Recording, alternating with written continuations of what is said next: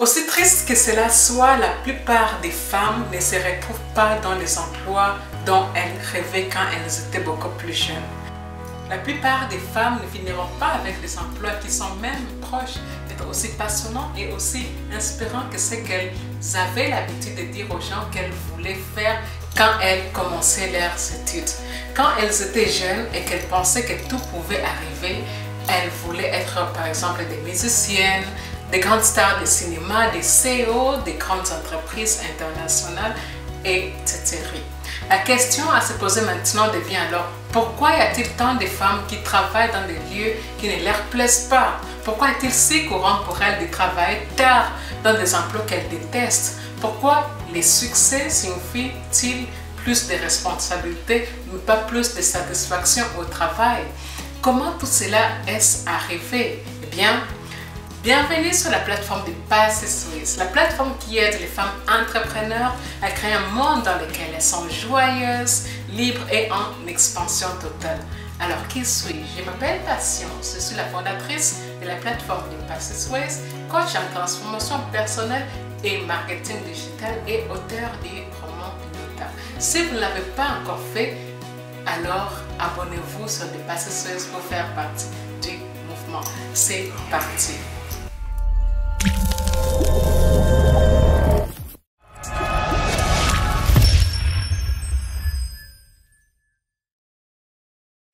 Alors, il y a une histoire qui est tout à fait malheureuse. La réponse varie bien sûr d'une personne à une autre. Mais malheureusement, il y a quelques éléments cohérents qui semblent être valables dans tous les domaines.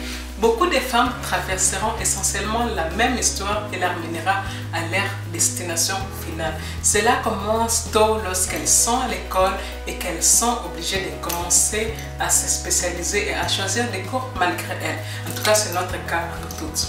Dites-moi, est-ce qu'il y avait un cours lorsque vous étiez à l'école qui était susceptible de vous aider à devenir un auteur à succès ou une CEO?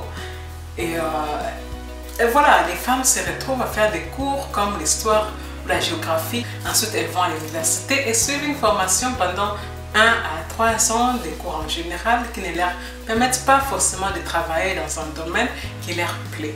Elles se retrouvent du coup, pour celles qui ne veulent pas entièrement dépendre de leurs parents, en train de faire des petits boulots qui ne leur plaisent pas forcément. Et elles le font juste pour payer les factures. Elles travaillent dans un supermarché ou comme serveuse et lorsqu'elles finissent les études, elles veulent tellement sortir de la précarité qu'elles sont prêtes à prendre un boulot qui leur permet la sécurité même si elles savent au fond d'elles que ce n'est pas ce qu'elles veulent. Ensuite, elles obtiennent quelques promotions, elles se retrouvent à graver les échelons. En fait, elles ont un bon salaire et c'est aussi bien aussi parce que les responsabilités commencent à augmenter et au fur et à mesure, elles se stabilisent.